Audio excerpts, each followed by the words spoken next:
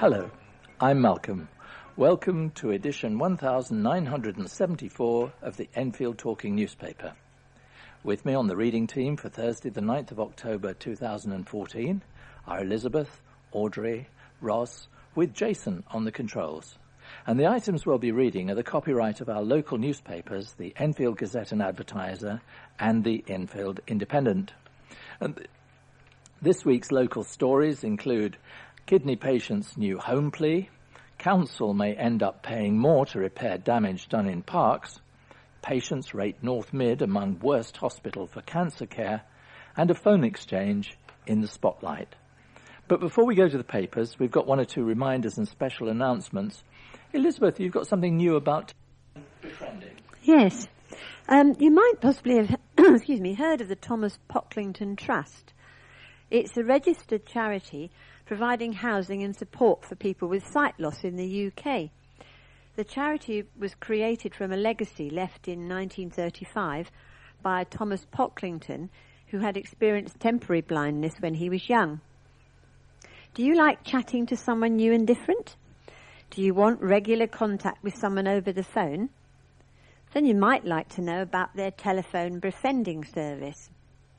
This service is available to people with sight loss aged 18 years and above, living in the UK, and it's completely free. You'll be paired up with one of their trained volunteers, and they will call you once a week for about 20 to 30 minutes for a chat. The Thomas Pocklington Trust has plenty of spaces available, so if you're interested, please contact the Volunteer Services Coordinator, Befriending, on 020 8996 1930. That's 020 8996 1930. Or, if you've got a computer, befriending at pocklingtontrust.org.uk. I think it sounds good fun. Okay, Audrey, tell us about the Focus Day. The Focus Day, first of all, is on the 16th of October, Thursday, that is. Enfield Vision is a small charity working to promote better understanding of visual impairment within the London Borough of Enfield. We have organised a Focus Day for visually impaired people to provide them with a chance to access information on equipment, gadgets and services which are available in the London Borough of Enfield.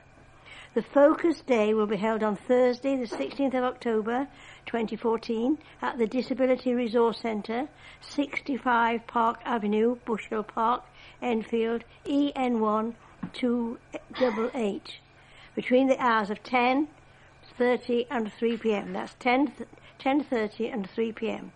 The day will be opened by Diane de Jersey, Chair of Enfield Vision, and the Mayor of London, and the Mayor of the London Borough of Enfield, Councillor Ali Bakir.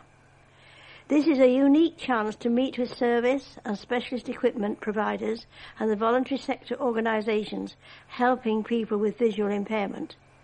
The organisation and exhibitors are listed, and I will read some of them out.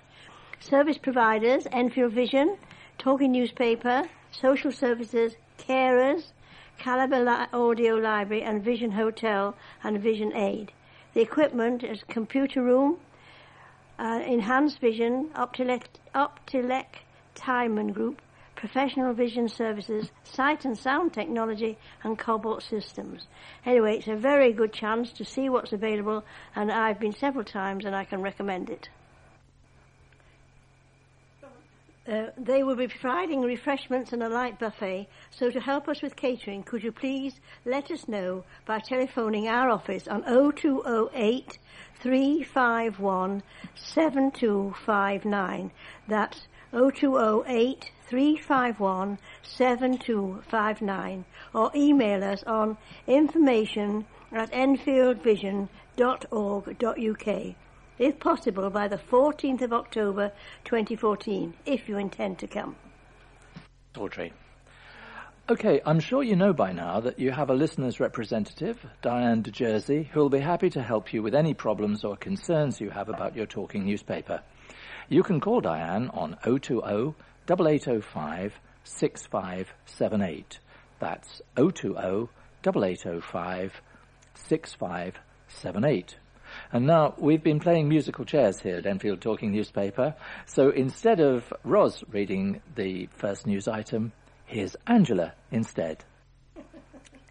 Hello. Fears of antisocial behaviour have been inflamed after the council decided to keep park gates open 24 hours a day. A decision taken by Councillor Chris Bond, Cabinet Member for the Environment, will now see all pedestrian access to parks left unlocked during a year-long trial. However, Peter Gibbs, chairman of the Consortium of Friends of Enfield Parks, has lambasted the latest policy and feels it could give way to more crime. He told the Enfield Independent, "This is leaving the door wide open for people to abuse our parks without any protection." In the council policy document, it is stated that ceasing to lock parks at night would provide an annual additional saving of approximately £26,000. However, Mr Gibbs believes this is a small price to pay and the decision could see a rise in costs to repair damage caused by vandalism in the borough's parks. He said the savings the council claims to be making may end up seeing them pay more to repair the beaten up parks from people using them all night. From what I understand, parks police don't patrol late at night, so it would be up to the police to stop antisocial behaviour and people going there all evening, which could mean the council paying more. The document also suggests that evidence states a vast majority of crime within parks is against individuals and happens during daylight hours. It is also revealed that there will be £7,000 for overtime costs that would be still needed to lock up 2 vehicle barricades, which is a caveat to those proposals. Mr Gibbs added, "We are waiting to hear back from the other park groups, but nobody has been consulted on the matter, and we feel that the parks groups should have been notified." The decision taken by Councillor Bond is set to be called in by opposition councillors. Councillor Joanne Laban said this decision is just an open invitation for antisocial behaviour to go on in the parks throughout the night. The decision will affect those who live near the parks the most, as they will have to put up with people potentially being in the park at night. I don't believe any consultation has gone into this decision. We love our parks and they are the jewels in Enfield's crown. But locking them is not good for the community safety. Is not good for community safety. Yet Caroline Wilmer of the Friends of Bushel Park believes that the new policy could be a positive thing. She said, "We want to encourage people to use the parks as much as possible all year round, and hopefully this will be a positive step. We have to be mindful about antisocial behaviour, but that's not what the Parks Police is for." Enfield Parks Police Unit decided not to comment on the latest policy. Councillor Bond said, "At present, just 22 of our 124 parks are locked at night, and the vast majority of these are accessible to pedestrians even after locking them anyway, negating the point of locking them in the first place. However, all of Enfield Council's parks are safe places to enjoy and are regularly patrolled by our dedicated police force. We're going to trial a scheme where we leave all of our parks unlocked for pedestrians overnight, but lock the gates to prevent vehicular access in line with many other local authorities in London. We understand the concerns of the friends of the groups, but we are confident that this scheme will have little, if any, impact on crime levels in our parks. But we will talk to park users and fully review the success of the scheme throughout the year and review the decision in the unlikely event of problems arising." North Middlesex University Hospital has been ranked as one of the worst in the country for caring for cancer patients. The hospital in Stirling Way, Edmonton, was the 9th worst performing trust in the country, according to Macmillan Cancer Support's 2014 Patient Experience League table. The ranking of the best and worst performing cancer care units in the country was compiled from an NHS England Patient Experience Survey, which was carried out between September and November last year.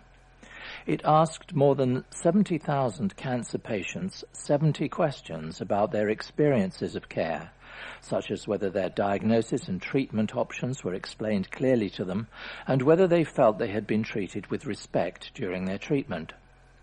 Responding to the hospital's low ranking, A spokesman for North Mid said it was important to note that it had scored poorly in terms of patient's experience, not clinical care.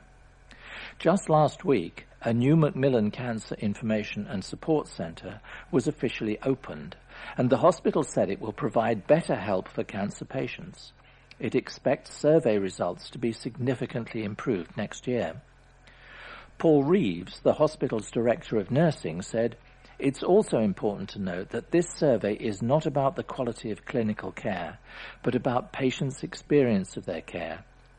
We provide excellent clinical care for our patients, and we're working closely with Macmillan Cancer and our NHS partners in the London Cancer Network to improve our services."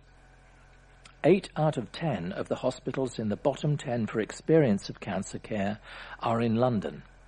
North Mid said that a highly mobile urban population was a key factor. Alev Kozemoglu of Enfield Council's Overview and Scrutiny Committee added, "Cancer patients in London will be very worried to see that so many of the hospitals our residents use are in the bottom 10 for patient experience. Patient experience is as important as clinical care in aiding someone's recovery. The loss of thousands of nurses since 2010 has meant that they do not have the time to care for patients in the way they would wish to, and it is inevitable that this will impact on patient experience." The Royal Free London, which since July has run Chase Farm Hospital in Enfield as well as Barnet Hospital, ranked 7th worst. Yeah. A kidney patient has said that he's at the end of his tether after months of trying to move to a bigger council flat, which would allow him to receive treatment at home and save the taxpayer thousands of pounds. Michael Dindoyle, 39, says he's been left frustrated after months of unsuccessful bidding for a 3-bedroomed home on the register of Enfield Homes, which manages properties on behalf of Enfield Council. 3 times a week, the former hairdresser and stylist who lives with his wife Tracy and her 16-year-old daughter in a 1-bedroom flat in Boroughfield Close, Edmonton, needs to undergo dialysis, the clinical purification of blood as a substitute for the normal function of the kidney. He travels to a clinic in King's Cross, run by the Royal Free Hospital, for treatment, but over the past year, Mr. Dindoyle and his wife have been trained to operate their own dialysis unit. The equipment could be installed immediately, but his flat is too small. According to Mr. Dindoyle, the council is not willing to put him in a house with a stair lift because of his medical condition, even though he's currently living at the top of 4 flights of stairs without a lift. "I'm at the end of my tether," he said. "My treatment is costing the NHS thousands of pounds every year. I could save myself and the taxpayer a huge amount of money if I can have treatment at home. It's a ridiculous situation. I've been trying to move for months and have even considered Stevenage and Cornwall, but all my family and friends are here and my hospital is here." Mr. Dindoyle was born with kidney problems, but thanks to a successful transplant at the age of 20, he was able to live a relatively normal life until the transplanted organ failed 3 years ago. He says that having a dialysis unit installed at home would significantly improve his quality of life. Enfield Homes said that because Tracy's other daughter had moved out, the process of finding Mr. Dindoyle alternative accommodation was taking longer than anticipated. A spokesman added, "We are actively trying to find Mr. Dindoyle a more appropriate property to enable him to manage his medical condition, and we'll continue to work with him so that he can be found a suitable property." The Enfield Exchange, the last manual telephone exchange in London before technology moved on in the 1960s, will feature in a new Science Museum exhibition entitled Information Age 6 Networks That Changed Our World. It is the museum's largest display in 14 years and tracks the evolution of information technology and telecommunications from telegraphs to smartphones through a gallery of more than 800 exhibits. The Enfield Exchange plays an important role in the exhibition, as it was the last manual telephone exchange in Greater London before it was fully converted to automatic connections. Until the conversion in 1960, every single call had to be placed by operators. The exchange had initially been earmarked for closure in 1942, but various factors delayed the process. It remained active as late as 1960, despite numerous questions about its usefulness being raised in Parliament. The original building in Cecil Road, Enfield, is still in existence today and is used by British Telecom.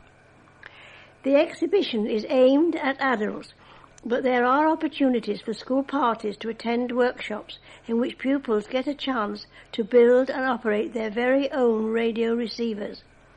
The whole gallery is all very user-led, said John Liffin, Curator of Communications and Electricity Supply at the Science Museum in Kensington. He lives in Burley Road, Enfield. The gallery is about transformation stories, about what changes people's lives. There's a story behind each exhibit. The exhibition, which is being funded by donations including a 6.3 million grant from the Heritage Lottery Fund, will feature objects spanning 2 centuries, including 2 of the world's fastest supercomputers in the 1960s, and also the Russian BESM-6 and the American CDC 6600. The exhibition opens on October the 25th. Last year's winner was a poodle called Noodle. Will this year be a bulldoze for Burrows? Enfield Southgate MP David Burrows is among 23 doggy-loving hopefuls wanting to take part in the annual Westminster Dog of the Year contest. The event is organised by the Kennel Club to celebrate politicians who agree that 4 legs are definitely good. There's some rough competition for the top spot, as Mr. Burrows and his furry friend Chommerly know only too well, having been pipped to the post twice in previous years. Chommerly is a golden Labrador with an admiration for former American President Ronald Reagan. He came 3rd last year and in the past even bounded into 2nd place. Could this be his year to take over at the top? I deserve to win because I have managed to overcome my fear of great heights on a winning podium after my 2nd and 3rd places in previous years, said Chommerly in his profile on the Kennel Club website. And his campaign manager, Mr. Burrows, said that this year the duo have developed a radical new winning formula. Having finished 2nd and 3rd in previous years, Chommerly has his eyes on being top dog this year, he told the Advertiser. He has tried to widen his appeal by getting into social media through Facebook and Twitter. So become Chommerly's friend or follower with lots of Enfield votes, and he can be the first past the post, as long as he doesn't stop to sniff it. But the MP, who in the past had campaigned for curbs on dangerous dogs, stresses that there is a serious point behind the jockeying for a podium place.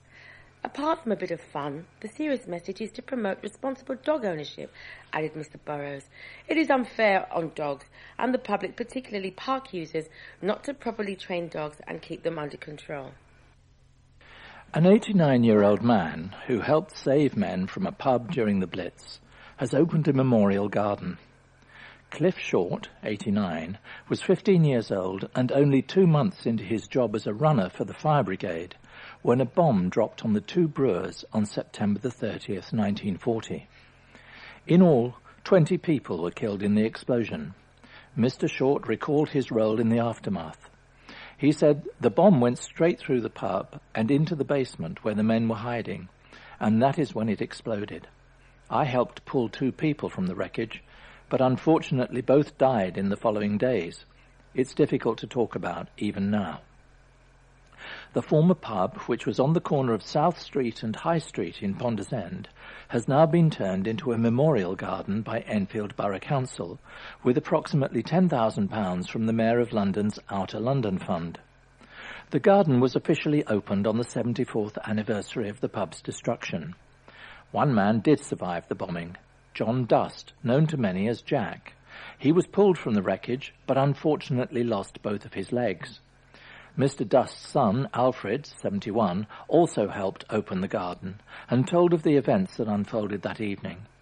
He said, "My father was waiting in the pub for his brother, my uncle, when all the men were told to hide in the basement. Unfortunately, the bomb did not explode on impact and went straight through to the basement. My uncle arrived just moments after the bombing happened. If he had been a few minutes earlier, he would have been killed. Jack had only just been commissioned to join the army to fight in the war, something he was never able to do after the bombing of the pub."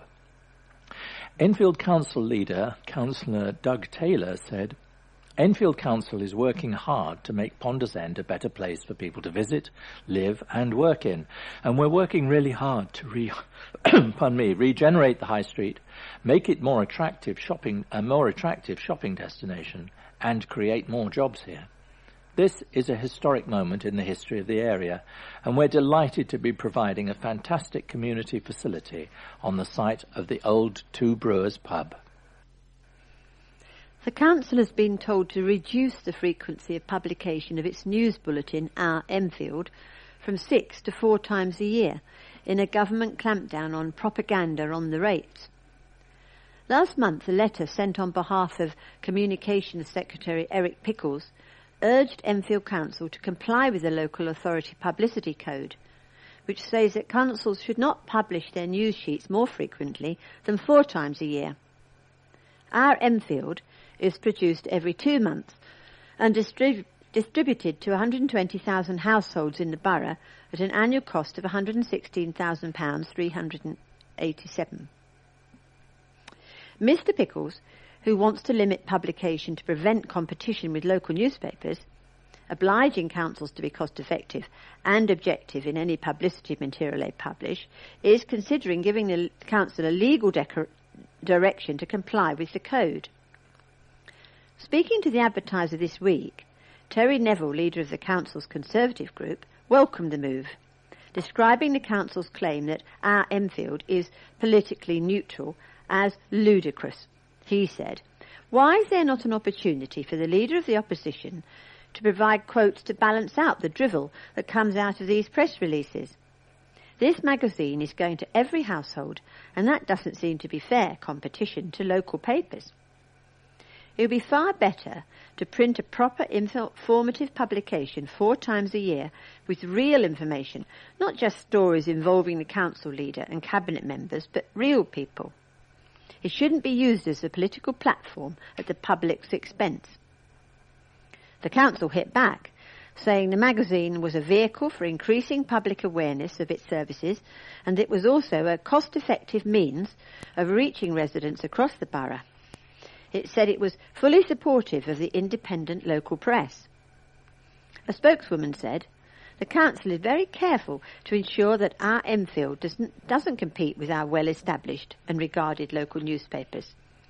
It limits the amount of private sector advertising space available in Our Enfield to £6,000 a year, while continuing to place appropriate adverts and public notices in the local press to the tune of £120,000. That meets legal requirements, and it keeps residents informed." The council is currently corresponding with the Department for Communities and Local Government about Mr. Pickles' proposed direction. If a direction is made, the council will consider its options, the spokeswoman added. I think that's a very good magazine, actually. A councillor has said she's flattered after being branded Tory Totty of the Day by a tabloid newspaper. Joanne Laban, councillor for Enfield Town Ward, was named in the Sun's coverage of the Conservative Conference in Birmingham last Thursday as Totty of the Day on page 2. However, she told the Advertiser that she was not insulted by the label, adding that in fact she was flattered. But she added that she would have preferred if they'd also included the comments I made to the reporter about the Prime Minister's speech. However, some campaigners argue that labels such as Totty undermine women's achievements in areas such as politics. Laura Bates, founder of the Everyday Sexism Project, said, Describing a councillor as totty is just another example of the way in which the media objectifies female politicians and presents them to readers to be judged on their looks instead of their achievements and career. No politician, regardless of sex, should have their looks discussed and commented on in a newspaper. It's simply irrelevant to their job. Explaining that she had taken the title in good humour, the councillor who was this week campaigned against Enfield Council imposing charges for new wheelie bins, said, "I am flattered, but I would have preferred it if they also included the comments I made about the Prime Minister's speech," which we've already said before. But it's all in good fun, isn't it? After all, they could have said something a good deal worse. David Cameron had impressed her with his conference speech in which he pledged several £1,000s worth of tax cuts. Lisa Clark from the No More Page 3 campaign said, "This is fairly typical of the way women are portrayed in the media. Even when we're doing something newsworthy, like attending a political party conference, we're still judged primarily on our looks." An Enfield councillor accused of assaulting another man has been told he will face trial by jury. Haydar Ullus, who is currently an independent councillor for Hazelbury Ward, appeared at Highbury Corner Magistrates Court last Thursday, charged with one count of assault occasioning actual bodily harm. Magistrates recommended the trial be transferred to the Wood Green Crown Court. The councillor, who appeared in court wearing a light blue shirt, black jumper and grey trousers, was immediately suspended by the Labour Party after being charged with the offence 2 weeks ago. The accused has been made in relation to an alleged incident on February the 20th, 3 months before he was elected to council. The 35-year-old, who is principal of the Ulss Group, an Edmonton-based investment management firm, can carry on his duties as councillor, even though the Labour whip has withdrawn from him. When he was contacted by the Advertiser last month, he said he would absolutely fight the assault charge, but declined to give any further comment. He is due to appear at Wood Green Crown Court on October the 16th. And so, as we've come to the end of side 1, please stop your machine, take out the cassette, turn it over, and start side 2.